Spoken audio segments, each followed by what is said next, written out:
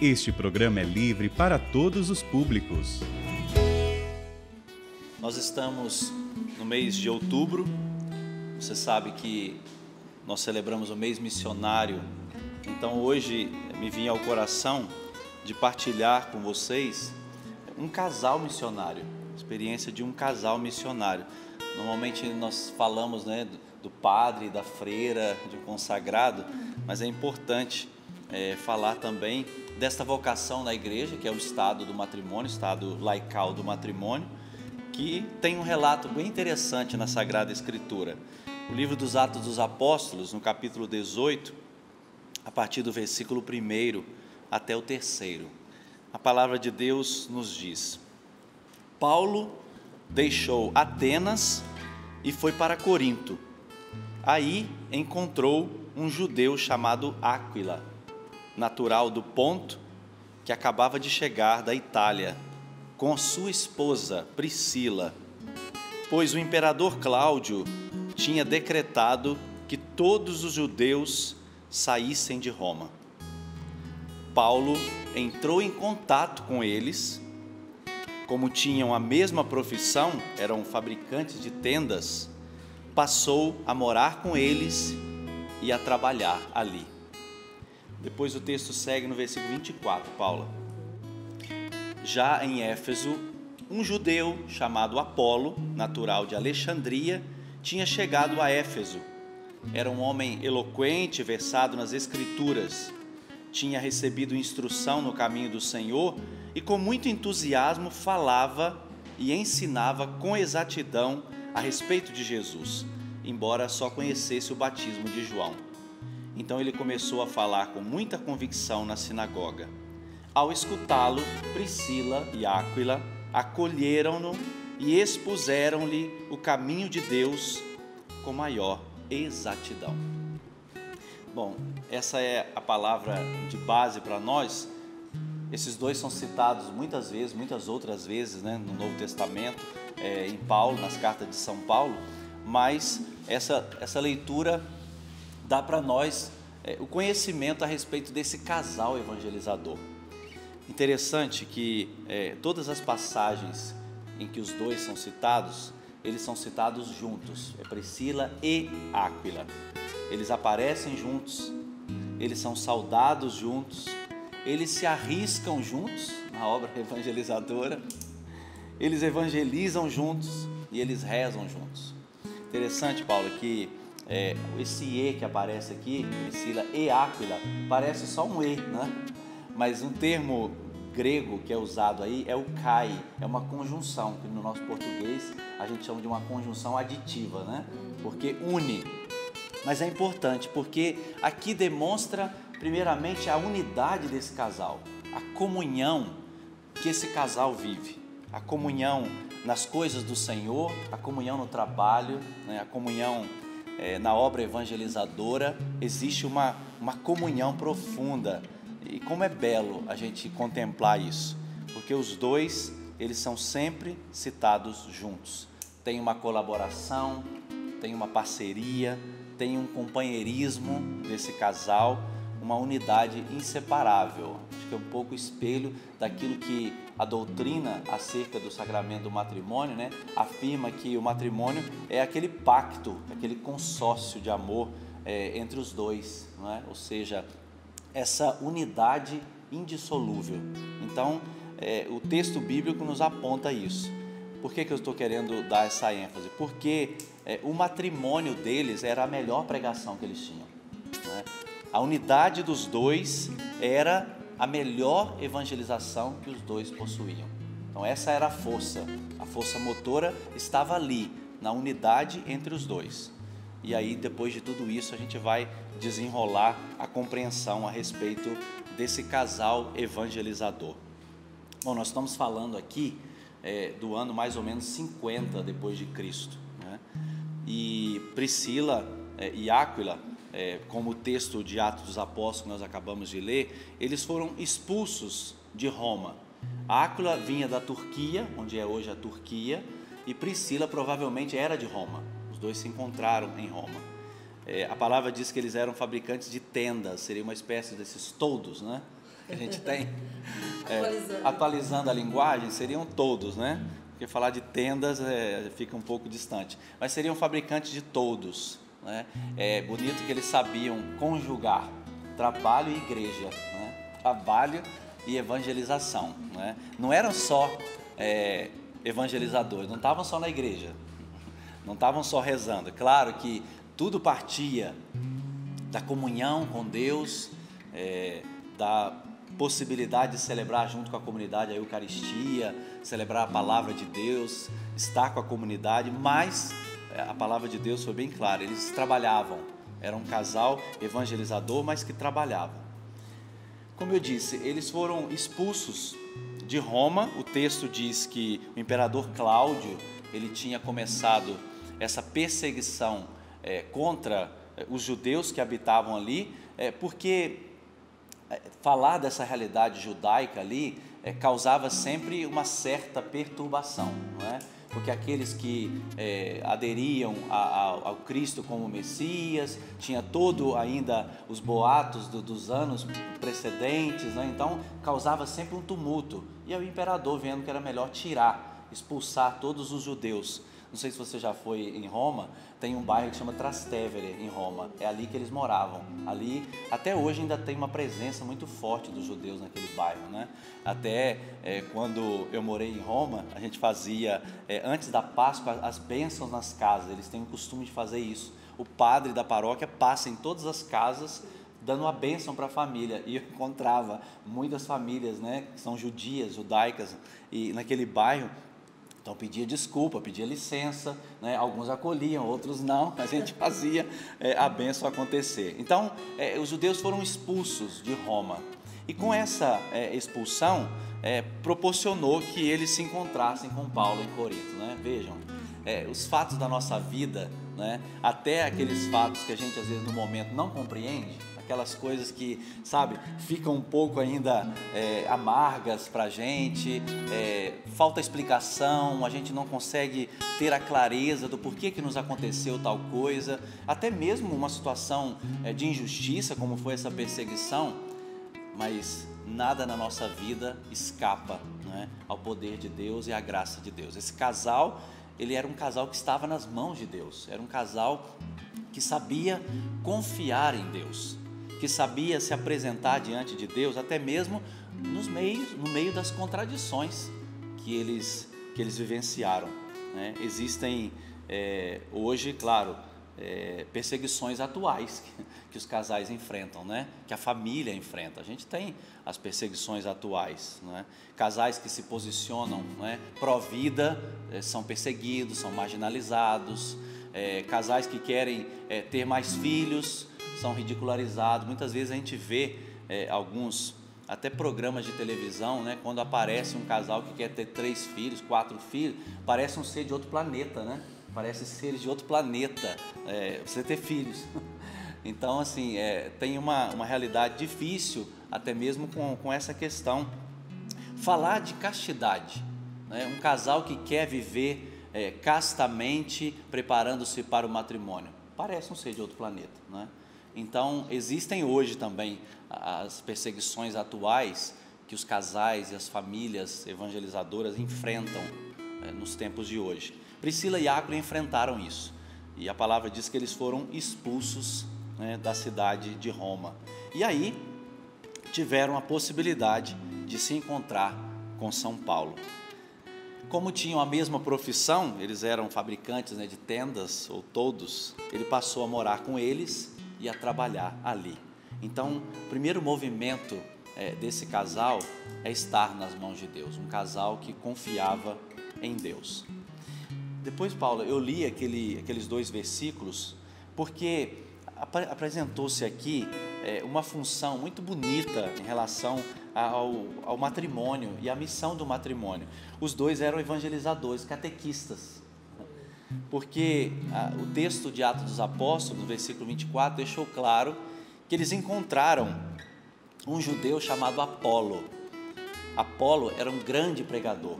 A palavra diz que ele era um homem eloquente, palavra forte, né? Versado nas escrituras. Ele era o cara, né? Era o evangelizador, né? era uma pessoa muito instruída. Só que, quando Priscila e Áquila, o casal evangelizador, escutam a pregação, o anúncio de Apolo, eles perceberam que faltava alguma coisa. Interessante, né? E eles se colocaram como evangelizadores, catequistas de Apolo, porque a palavra diz que eles foram ensinar com mais exatidão sobre o caminho do Senhor. Apolo tinha muito conhecimento, mas ele precisava desse plus, desse algo a mais, né? Ele estava falando do CN Plus. Eu acho que Priscila ia indicar o CN Plus para ele.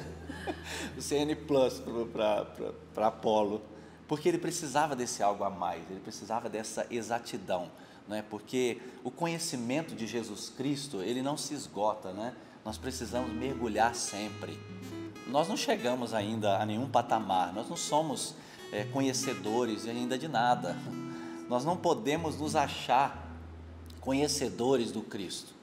Por isso que nós precisamos, né, Paulo? Aqui o Sorrindo para a Vida é esse espaço maravilhoso de mergulho na palavra de Deus, né?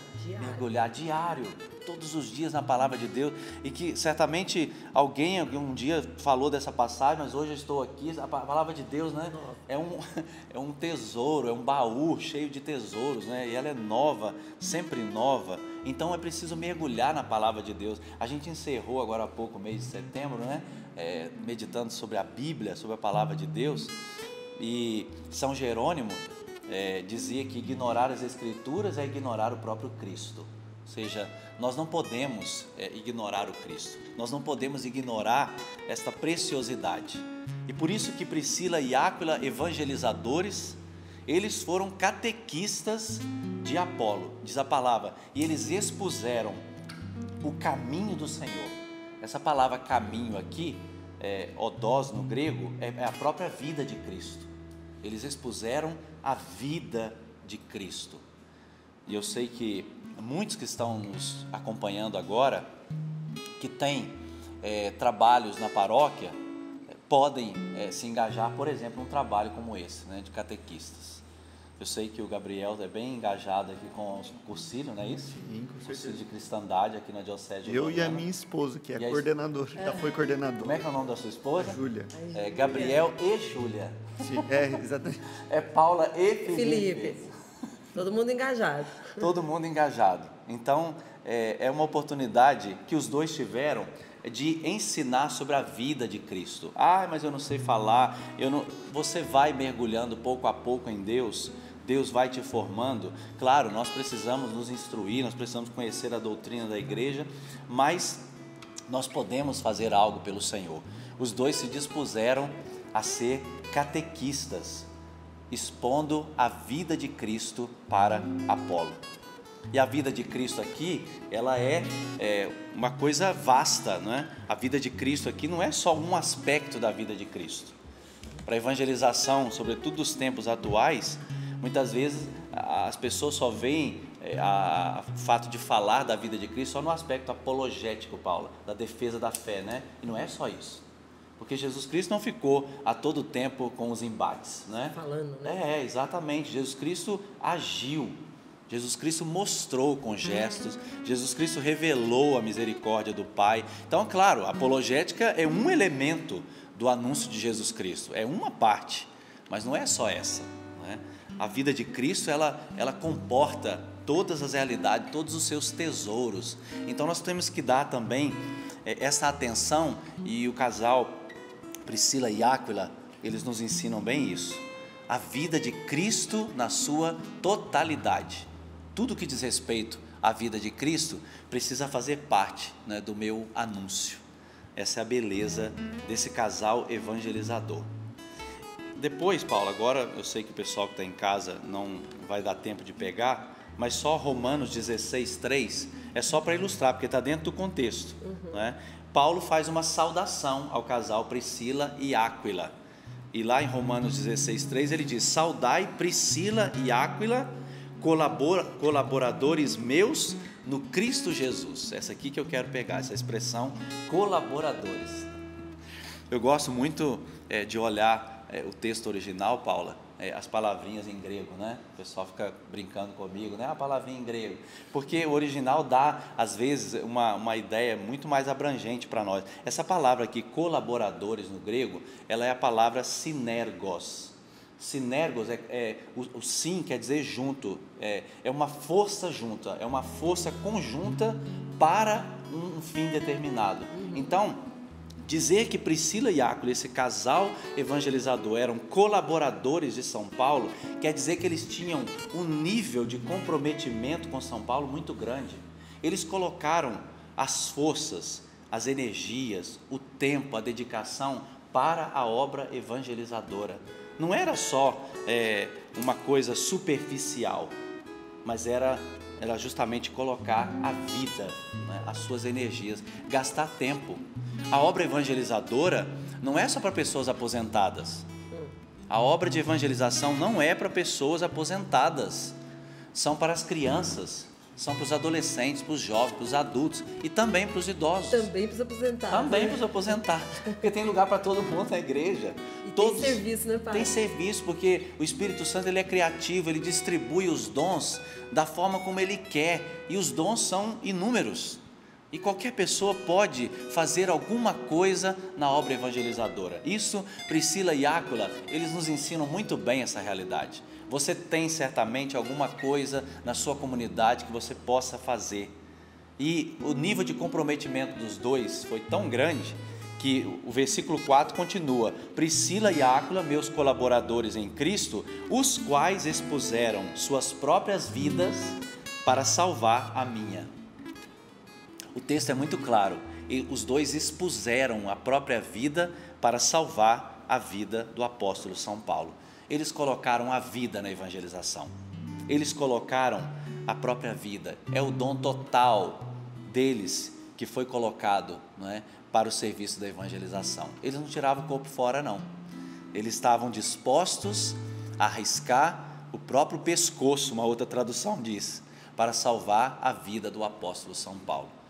Como é bom quando a gente encontra pessoas que estão comprometidas nesse nível, pessoas que realmente não dão só a questão do tempo, mas dão a vida na obra evangelizadora.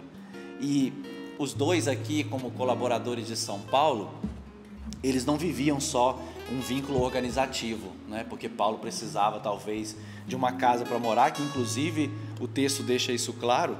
São Paulo morou com Priscila e Áquila, eles moraram na mesma casa, Eu estava fazendo a minha tese doutoral e eu encontrei uma tese de um italiano só sobre o casal Priscila e Áquila. E é justamente, a tradição aponta que os dois dividiram a habitação, dividiram a casa, né? Era um apóstolo vivendo com um casal, complementariedade das vocações, né? Era uma espécie das novas comunidades naqueles tempos. Porque foi o que aconteceu. Então eles moraram junto. Não era só uma questão organizativa, mas era uma comunhão de fé que os dois viviam. Os dois e São Paulo. Era um vínculo espiritual que eles assumiram com o apóstolo Paulo, esse casal. Então, como é bonito, repito, quando a gente encontra um casal evangelizador, estou falando aqui do casal, mas isso serve para todos, um casal evangelizador nesse nível de comprometimento, que realmente colocam a vida na obra evangelizadora. Foi o casal Priscila e Áquila. Mas não termina por aí não, viu? Porque esses dois são tão engajados com a obra evangelizadora, que agora lá na carta de São Paulo aos Coríntios, no capítulo 16, no versículo 19, tem uma coisa interessante que aparece aqui. As igrejas da Ásia vos saúdam. 1 Coríntios 16, 19, Paulo. As igrejas da Ásia vos saúdam, Áquila e Priscila, bem como a igreja que se reúne na casa deles. Saúdam-vos efusivamente no Senhor. O que apareceu aqui? A casa de Priscila e Áquila era a igreja daquela época. Porque nós temos que lembrar que até o século III, a comunidade cristã não tinha um local de culto público, né? Não existia capela, não existia paróquia, não existia basílica, catedral, santuário, não existia nada. Existiam as casas dos cristãos. E muitos cristãos abriram as portas das suas casas para que a comunidade se reunisse lá para celebrar a Eucaristia e a palavra. O texto é bem claro. Eu saúdo Priscila e Iaco, bem como a igreja que se reúne na casa deles. Não sei quantas pessoas, né, que se reuniam lá, mas diz a igreja que se reúne na casa deles. É um termo que nós chamamos, Paula, de domus ecclesiae, igreja casa, casa igreja. Ou seja, o casal, ele dispôs da sua casa para que ali acontecesse a reunião dos discípulos de Jesus, dos seguidores do caminho que eles chamavam.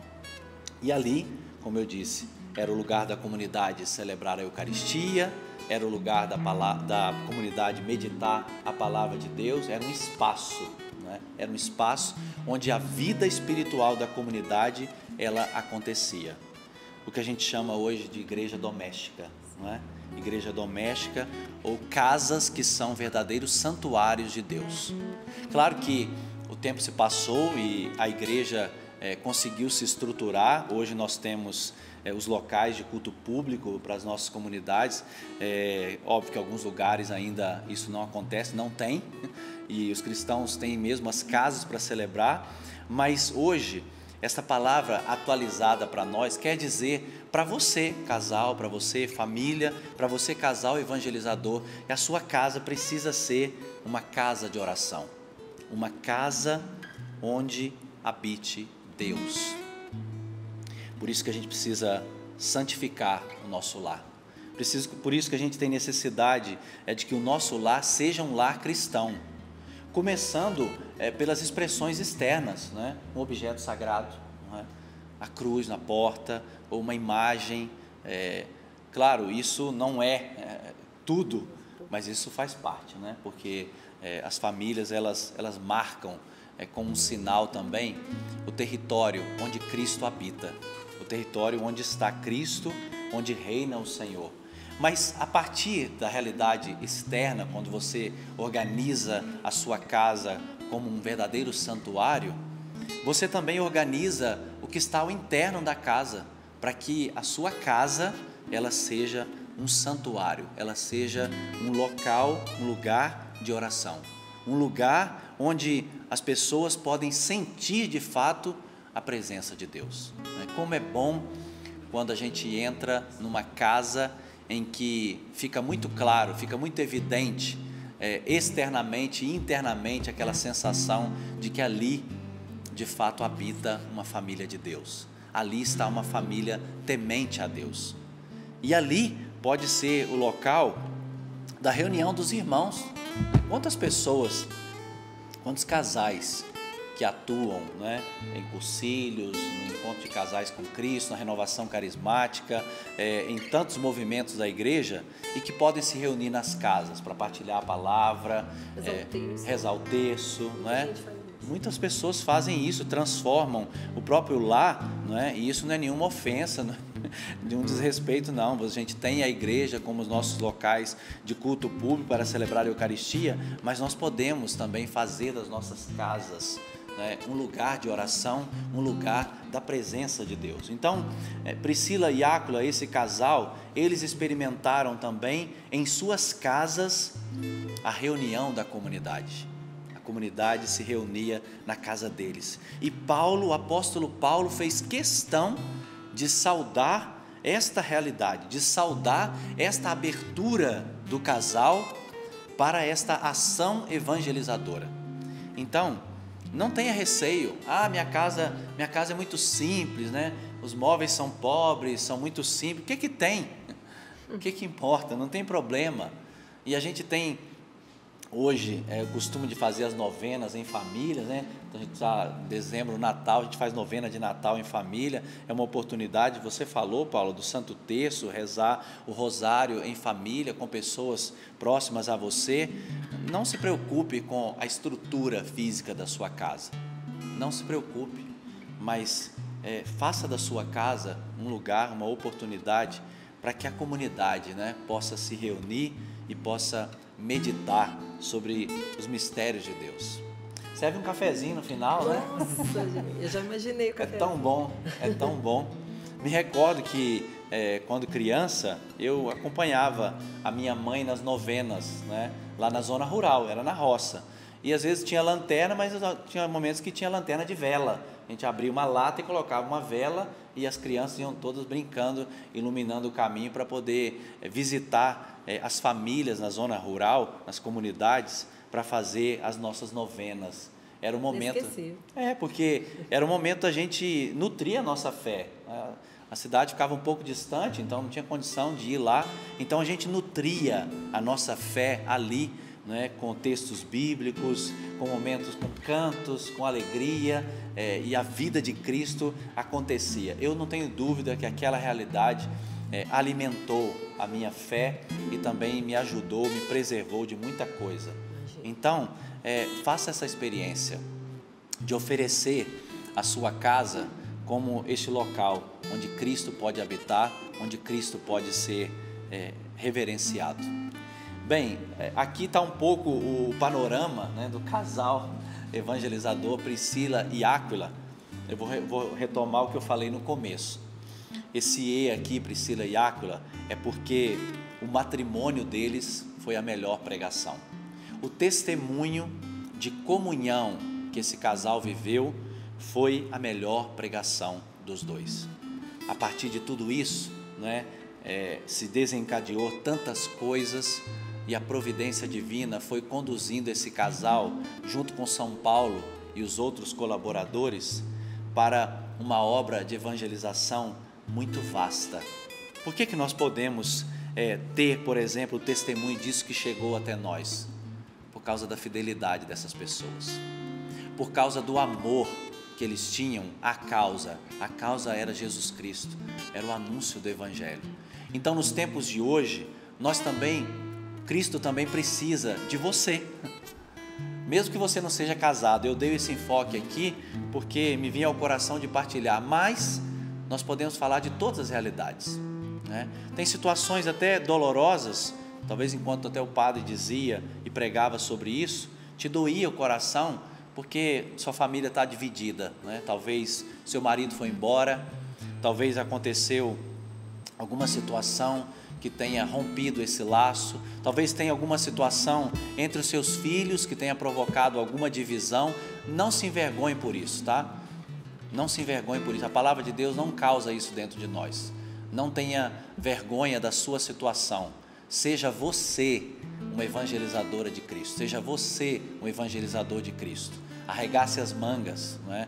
Com tudo que aconteceu, pegue tudo isso e transforme isso também em material de evangelização, de testemunho para as pessoas. Mantenha-se fiel ao compromisso que você assumiu, mantenha a sua dignidade à altura do dom que você recebeu. Então, essa palavra e esse impulso é para todos nós. Nesse dia que nós celebramos São Francisco de Assis, não é? Um homem que evangelizou com um testemunho radical de pobreza, de desprendimento, de deixar para trás o apego às riquezas, para se aventurar, não é? No anúncio de Jesus Cristo pobre, desprendido de tudo. No mês que nós celebramos as missões, né, em que nós temos, por exemplo, a padroeira das missões, Paula, Santa Teresinha do Menino Jesus, uma monja que não saiu do Carmelo, mas como que ela pode ser padroeira das missões? Porque não importa o lugar, porque a evangelização, ela acontece aqui dentro, é uma experiência de encontrar o Cristo e agora partilhar esse Cristo.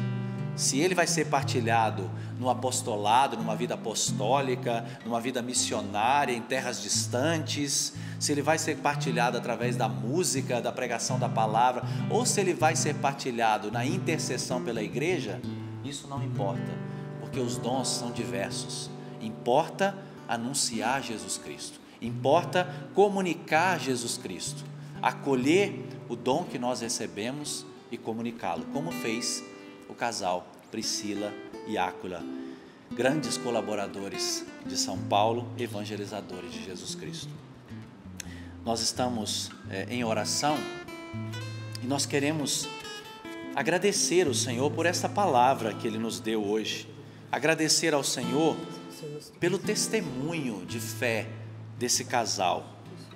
A palavra de Deus não diz se eles tinham filhos, mas provavelmente eles eram judeus, provavelmente eles tiveram filhos, mas isso não é o mais importante. O importante é que eles experimentaram a vida nova em Cristo e se colocaram inteiramente à disposição, arriscando as próprias vidas por causa do amor a Jesus Cristo, ao Senhor. Então agora no seu coração, você que está nos acompanhando pela rádio, pela televisão, pela internet, você que está rezando conosco a partir dessa palavra, deixe agora o Espírito Santo inspirar você. Deixe o Espírito Santo suscitar dentro de você uma resposta a essa palavra, uma resposta a este incômodo de Deus, a este apelo de Deus. Você se perguntava, mas o que eu posso fazer? Não se preocupe agora, disponha o seu coração a Cristo. Deixe Cristo conduzir a sua vida, até mesmo no meio da situação em que você se encontra, se sentindo incapaz de ser um evangelizador, se sentindo incapaz de fazer algo por Jesus Cristo. Não, a obra evangelizadora é para todos. Na igreja de Jesus Cristo tem esse lugar reservado para todos. Basta que você abra o seu coração, basta que você aceite Jesus Cristo como seu Senhor e Salvador, basta que Ele seja o centro da sua vida e você será colocado por nosso Senhor atuando em alguma coisa. Senhor, abra os nossos corações a esta verdade, abra os nossos corações para esse novo impulso missionário, para esse novo desejo de comunicar Jesus Cristo e a boa nova que Ele nos trouxe, de anunciar o Seu Evangelho aos corações, de levar a Tua palavra, uma palavra eficaz, uma palavra de esperança a corações que estão desanimados, abatidos, tristes. Que nós sejamos enviados para evangelizar as crianças, os jovens, os casais, os adultos, os idosos. Que o Senhor nos coloque inteiramente nesta obra evangelizadora, levando o Teu amor, Senhor. Senhor, que as nossas casas possam ser restauradas, para que elas possam mesmo ser igrejas, para que elas possam ser as nossas igrejas, Senhor, que elas possam ser habitadas pelo Seu Espírito Santo. Cantemos juntos: restaura a nossa casa, restaura a nossa casa, Senhor. Restaura a nossa casa, Senhor. A minha casa, a sua casa, restaura, Senhor. Restaura a nossa casa, Senhor. Restaura a nossa casa, Senhor. Sua bênção derrama aqui. Sua bênção derrama aqui. Nossa casa vem reconstruir. Sua bênção derrama aqui. Nossa casa vem reconstruir com sinais e prodígios sobre nós. Derrama o Teu Espírito com sinais e prodígios sobre nós. Derrama o Teu Espírito. Restaura a nossa casa, Senhor. Restaura a nossa casa, Senhor. Restaura a nossa casa, Senhor. Restaura a nossa casa, Senhor. Restaura a nossa casa.